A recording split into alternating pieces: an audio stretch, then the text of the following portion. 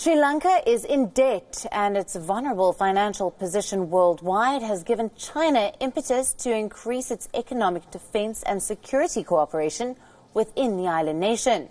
But here's the problem. Economic and security cooperation requires a lot of money, and given its massive debt, the Sri Lankan government plans to ask China for a moratorium on loan repayments. And what's more, the Lankan Prime Minister asked 3 more years to repay the $400 million plus $50 million financial assistance provided to it by India. Now, it was the Lankan Prime Minister's hope that if India agreed, China may follow suit. The Sri Lankan government expresses optimism that China, the global economic powerhouse, would align with the president and that would be set by India for the moratorium on loan repayments. Mahinda Rajapaksa was to rub shoulders with Xi Jinping last month, and it was postponed, however, due to the spread of the novel coronavirus. And clearly, given the deadly outbreak, China has bigger priorities to tend to. The Gotabaya brothers are said to be very close to China, although Mahinda, going by a recent quote, still maintains that India remains a very close and treasured friend. But remember, it was under the Gotabaya government and its record of debt that Sri Lanka had to hand over the Hambantota port to China on a 99-year lease.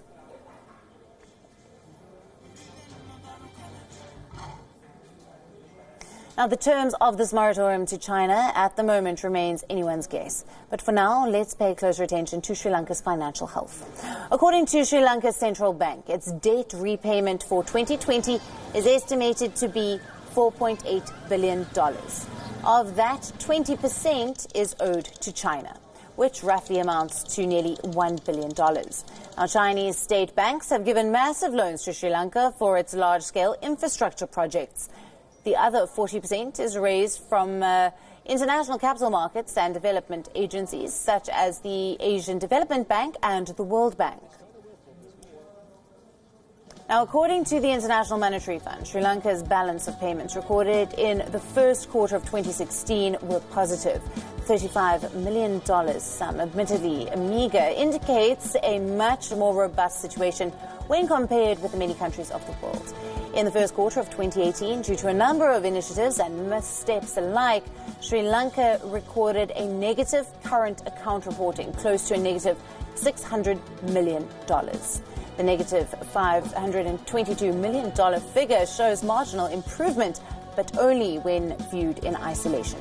Because in the first quarter of 2019, Sri Lanka's balance of payments were handsomely positive at $423 million. Next, let's break down the island nation's creditworthiness. In 2015, international ratings agencies Moody's, Fitch and Standard & Poor considered Sri Lanka as fairly competent of repaying its international debt.